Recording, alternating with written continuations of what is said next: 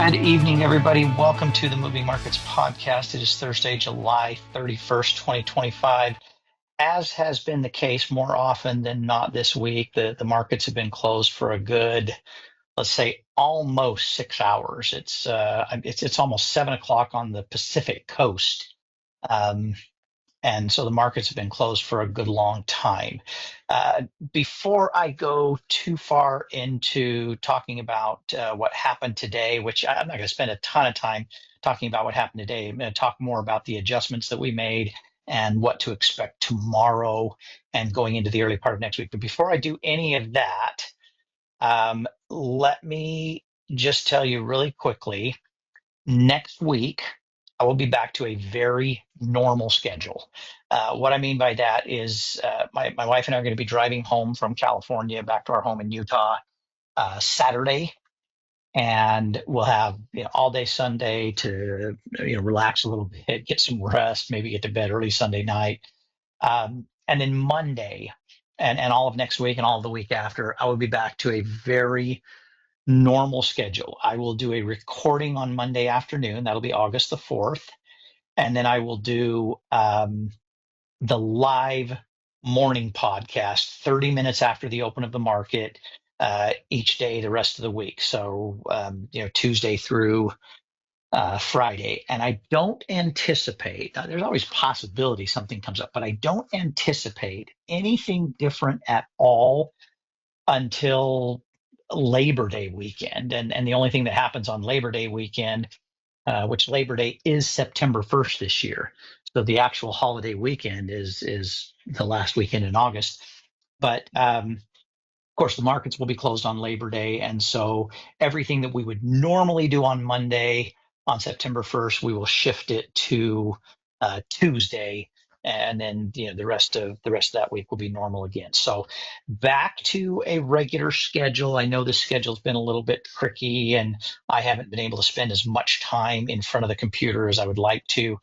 But just really briefly, the only real story today with all three major indexes is that we started out pretty pretty nice, and it wasn't a perfectly smooth transition, but throughout the day, it just got worse and worse and worse and worse and sold off. The Dow, of course, being the the ugliest in terms of both percentage and how far it fell. Actually, I guess percentage wise, Nasdaq and S&P. Oh, I'm sorry, I'm looking at pre-market again. There you go. Okay, sorry. Yeah, so the Nasdaq almost managed a positive day, but went down a little bit. The Dow down 0.75%, and the S&P down a little more than 1/3%. And the chart on all three of these, after starting out high and hitting a new 52-week high, again, the S&P, and the Nasdaq chart will look very similar to this, with some bumps along the way, a little bit of back and forth. It just somewhat steadily just went down throughout the day. Probably, and I haven't watched a lot of news today. I have not been focused on the market all day. I've had some. I was watching this morning. We made some adjustments. I'll talk about those in just a minute. And then, I was pulled away for some family stuff, and the same thing might end up happening tomorrow. I will be online in the morning. We are likely going to make one more adjustment tomorrow morning. I'll talk about that in just a minute. But the only reason I know of for the markets going down, there is this headline that the S&P slips because traders are awaiting the big jobs report tomorrow. We got a pleasant surprise on the non-farm payrolls on Wednesday, yesterday. That was a nice surprise. That initially had the markets going up very positively. And then Jerome Powell, idiot that he is, sunk everything. Could have been a little more ambiguous in his comments, but he hates Donald Trump and he's political, and there's no getting around that. And it doesn't matter to me if you love or hate Donald Trump. I don't care. You cannot deny that Jerome Powell is political in the way he's gone about things, and that's that's just the reality. Futures are down for tomorrow morning. Oh, I'm sorry. Going back to what sunk the markets today. So yesterday you had that happen. Today, I think it was more the PCE report. I didn't talk about that earlier in the week, but the PCE report came out today. I hear people from time to time say this is the Fed's um, preferred uh, inflation indicator. I, I honestly, I don't know what evidence people have to that. It seems to me that every time we get the CPI and the PPI report, those are just as big and just as important. And if those numbers are good or bad, or better than expected, worse than expected, they move the market just as much as the PCE numbers do. PCE came in a little bit hot. If you look across the board here, oops, let me get my little drawing tool. Um, Income point two was up just a little bit. Um, Expenditures down just a little bit. Month over month PCE came in line, but it's up a little bit from the prior month. And the prior month got revised up a little bit from where it got reported a month ago.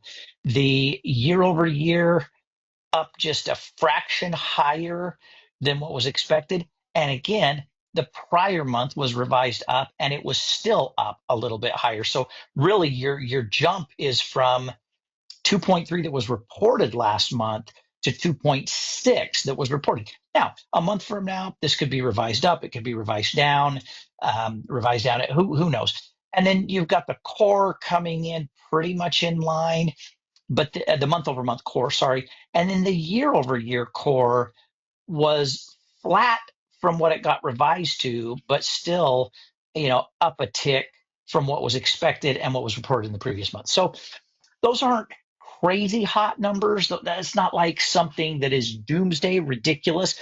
But for people that want a reason to sell off, this is all they need. This is all the reason they need. And I think, in spite of really good earnings reports from Microsoft, really good earnings report from Meta, and the initial impact they had on trading early in the day, it just wasn't enough to overcome the concern people still have about inflation. And along with that, just the technical aspect. People sometimes forget. We sometimes want to find that catalyst reason so badly that we almost overlook the fact that we got into some pretty heavy overbought territory.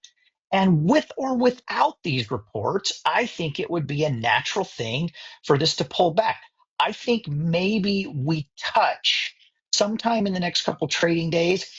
I think it's likely that we touch 6250 on the S&P 500, but I don't think it's going to be enough to cause a crossover on the RSI below the 50 line, and I don't think it's going to be enough to cause a technical crossover on the 5 and 20-day moving averages. The MACD has been running so flat for 2 full months that these little back and forth crossovers, I think, are hardly even worth looking at and registering. I mean, it's not that they're not happening; it's that they're just not really. This is a time where momentum is not really strong to one side or the other, so you can get really caught up in how much to pay attention to the MACD. I think what we've got to look at right now is, do we get a technical crossover on the RSI, and do we get the 5 and 20-day moving averages crossing over? I think what will happen is the 5 and 20-day moving averages will touch and not fully cross over. That's my prediction. Now, if they do, if I'm wrong and it crosses over on the RSI and the 5 and 20-day moving average, we are coming down to at least 6,000. I drew that line at 6,050, but I'm going to tell you right now, we probably come down. There was some resistance at 6. There was a little bit of support at 6,000. There was a little bit of support at 6,000. To me, that's a stronger support line than the 6050 or the 6100. So 6,000. If we get a full crossover, we're going to pull back from this high that got a little bit touched over 6,400. We're going to pull back to 6,000. That's not even a full 10%. That'll put us into what is considered pullback territory, which is 5% or more from the most recent high. but not into correction territory, which would be 10% or more. I do think if we cross over and have that much of a pullback, it's going to be tough with all the good stuff going on for the S&P to break 6,000. I just don't see that happening. So I think we're going to be fine. I think we're going to be in really good shape. Let's talk a little bit about our trades. Specifically, we've got I know MicroStrategy reported after earnings today. We made our adjustment. We added a bear put, which as of the post-market movement, we are fully the long put and the short put are both fully in the money. And I knew that was a possibility because I figured oh, I'm sorry. I MicroStrategy is down, but these are not fully in the money. I'm sorry, I misspoke. I think these are fully in the money, but not by a huge amount. MicroStrategy had a miss, and after hours they're down. We'll have to see what happens tomorrow. And we've really got to hope because we've got options expiring on either side of this tomorrow. If MicroStrategy tomorrow at the open in that first 20 to 30 minutes of market trading, let me show you what we've got here. If they go down to where aftermarket shows and they're trading below 397.50, we're going to be fine. We'll get the full $5 on the put side of our trade, and we won't wait too long in the day to adjust the 420. We'll roll it down to like probably a 405 and get some credit on the call side of the trade. The 420 short call, we'll roll it down to a 405, and then our 402.50, 397.50 bear put will make its full target profit. That'll give us $3 a share profit on the put side, and with any credit at all that we get on the call side, we'll end up with a loss, but not nearly as bad a loss, not even close to as much of a loss as we would have taken otherwise. So we'll end up in much better shape than we would have otherwise. Now, the danger with MicroStrategy tomorrow is if it starts down and then it bounces and starts to come back up. We got to watch that really, really close. And I will be online at the open of the market tomorrow. We'll pay really, really close attention to that. I haven't got it listed in here yet, but we adjusted Google out a week where I actually got a 1 penny credit in doing that. Hopefully you didn't pay more than a couple pennies debit. This does not bother me at all. This move down today doesn't bother me even a tiny bit. Google needed to come out of overbought territory.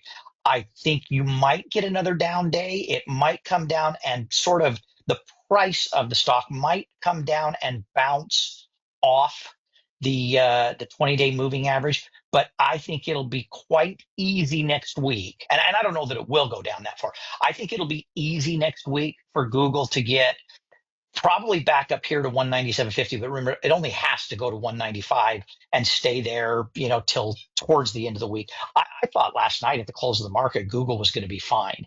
And then they got hit this morning. And I think it was a function of people rotating out of Google and moving money to Microsoft and Meta. And again, don't overlook just the pure technical aspect. There are traders that pay little or no attention to fundamentals. They focus solely on the technical indicators. And again, overbought for a good week and a half. It's okay that it's coming back a little bit. I don't think we'll get a situation like this where it takes it, a couple of weeks to wind its way down and then have a big move to the upside. I honestly think in this case, because of the recent earnings, I think you might see it up tomorrow. You might see it come down and touch, like I said, the 20-day moving average. But then I think Google will move back up by the end of next week and be above 190.50 very easily. So Google, nothing to worry about. Microsoft, remember we set our Microsoft long iron condor with August 8th expiration dates instead of August 1st. Hindsight being what it is, if we would have done August 1st, that might have been a really phenomenal thing to do. I think it will very, very easily stay at or above the 525 mark in aftermarket movement. Microsoft, I was looking at this earlier. Microsoft aftermarket was up another $4 on top of the $20 move they made today. Remember, a couple of different times today they were up over $30 a share. So I think Microsoft's going to be in great shape. And then Etsy is going to expire tomorrow. And Etsy has moved down, and it's down even a little bit farther. It only needs to be below 59 for us to be guaranteed profit. If this holds into tomorrow morning, and Etsy actually opens to the downside, even just this paltry 37 cents, our trade should get profitable to the point where we can close it almost instantly, because you're literally the day of expiration. Um, I promise you right now, this is not accurate. This is a reflection of option prices not matching up with what the actual value is right now. This is going to easily, and I mean easily, right now this is showing $1.50 difference, and we got into the trade for $1.65. This, I mean, if Etsy just finished tomorrow where it ended today, it there has to be a $2 difference between these instead of $1.50. So tomorrow morning, any downward movement on Etsy at the open of the market tomorrow, and we'll be able to get out of this trade almost instantly. Now, last but certainly not least, Tesla. Tesla concerns me because we adjusted this for the bullish move Tesla had. After its earnings, it had two very strong bullish days, and now it's had 3 days in a row to the downside. I think there's a good chance tomorrow it comes down and hits 300 and then bounces again.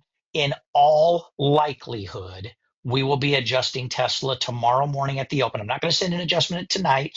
Tomorrow morning at the open, we will most likely adjust Tesla. We'll roll it out and possibly change the strike prices. I'm not going to change it right now from a bull put.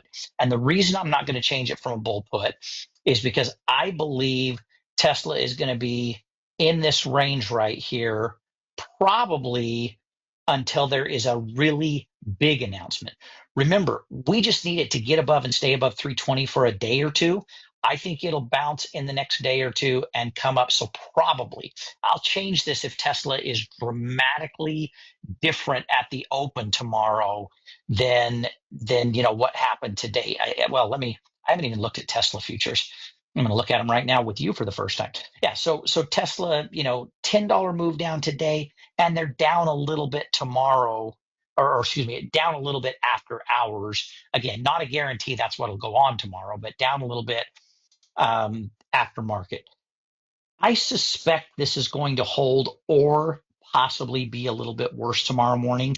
And that being the case, again, I think right now there's a 90+% chance we will adjust Tesla. I'd say there's a 100% chance we're going to adjust Tesla tomorrow. Let's say 99%. The only thing that could prevent that is if pre-market and in the first 5-10 minutes the market is open, Tesla would have to be up, honestly, 12, 13 plus dollars a share to where we really believed it could get above and stay above 420 before the end of the day. Only or 320. Sorry. And I keep saying 320. It only has to stay above 317.50. But if it's not trading above that early in the day, I'm not going to take a chance that it will get there at the end of the day. That's why I had 320 in my mind. I'd like to see it moving up towards 320 so that the 317.50 would be far enough in the money we wouldn't be stressed about at the end of the day. So I would say 1% chance we don't adjust Tesla in the morning, 99% chance we do adjust Tesla. I just don't know exactly what strike prices and how far out we may go. We may go out to next week. We may go out 2 weeks. And change our strike prices a little bit. I'll make that determination when I see what it's doing in the morning. All right. There's really the only other thing I want to comment on just a little bit is the collar trade we have on Coreweave. Coreweave had a really, really good day today because Coreweave is tied very closely to Microsoft, and Microsoft had a killer earnings. Now, like a lot of companies today, they got up high at one point and then they gave up a lot before the day was over. Still, from where they closed yesterday, that's a strong finish up. I believe Coreweave is going to cross back over to the bullish side. And I think when Coreweave reports, and I'm trying to remember right now the exact date instead of trying to guess it, I'm going to pull it up real quick. I think when Coreweave reports, it's going to be a very strong report. Now, we don't know that. We'll still keep ourselves very well protected. But I think it's not until August 12th. I think in the next few days, Coreweave is going to give us a chance to get out of a what is right now kind of an ugly collar trade. I set up this call. I've never been drawn down this far in a collar trade before, and it's nobody's fault but mine. I set up a bear put spread, and then honestly, every single day that CoreWeave was down, I just this is I'm telling you this so that you learn from my mistakes. This was not a smart thing to do. CoreWeave would go down a couple of days, and I'd think it's going to come back up, and then we get a little pop, and I'd be like, okay, I don't need to do anything. Down a couple more days, and I would think, oh, come on, they're going to pop up, and then up a couple of days, so I would hold. This is where my biggest mistake was when there were 5 days in a row of downward movement. I should have been making a move. By that time, I almost felt like it was too late. I got kind of juked out here because it came up for a couple of days, kind of juked out here because it had one really strong day up, and just kind of wash, rinse, repeat. A couple of big days down, few days up. I kept convincing myself. Again, I'm telling you this is what not to do. I kept convincing myself that they were going to rebound faster than they did, and it just simply didn't happen. So we end up with a bear put spread that only gave us about $5 of protection, and the stock has lost over $65 in that period of time. That makes things look pretty ugly. But these don't expire until 8/22, and I actually believe CoreWeave is going to make a run back up ahead of their earnings on the 12th. I don't think they're going to come back up to 190. I think what will happen is CoreWeave will probably make a move back up to this area around 150-ish. And that's not too far away from where we got in and where we set up the puts. We set up the puts at 155 and 150. I think there's a chance before the 12th they get back to 150. If they do, it'll be an easy adjustment on the collar trade to be better prepared for earnings. We'll add a short call, get some good credit. We'll take profit in a 150, 155 bear put spread. We'll take a big enough profit that it will, at the very minimum, pay for new long puts where they're at. We're still going to be drawn down a little bit just because of where we bought the stock and where it moved shortly after, but I think we're going to be fine. Like I said, this is a blunder on my part. I hope those of you that followed me to the letter on this one will have a little optimism in the plan for it to get a lot better really soon. I'm not stressed about it because I'm very bullish on this company long term, very bullish on it long term. Now, last thing I got to talk about. We put on a new trade for the Qs, and early in the day, when it was clear up here, we were in heaven. It looked golden. It looked like we were going to close this trade in just the first day or two that we were in it. I still don't have it in here. I'm so sorry. I still don't have it in this spreadsheet. It doesn't look wonderful right now, but we've got until the end of next week.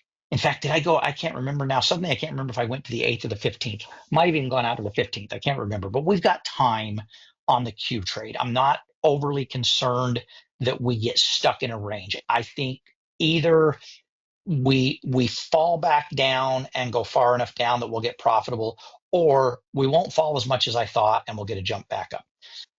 All right, I'm going to wrap up right there. No adjustments coming tonight, but especially if you're in those triple play trades, watch tomorrow morning for almost a guarantee adjustment on Tesla, and we'll adjust one side or the other of MicroStrategy and hope we don't get stuck in the middle of that one. All right, I'm going to wrap it up right there, everybody. Have a great night. I hope you have a great day tomorrow, and I'll be online on Discord tomorrow morning when the market opens. Thanks. Bye-bye.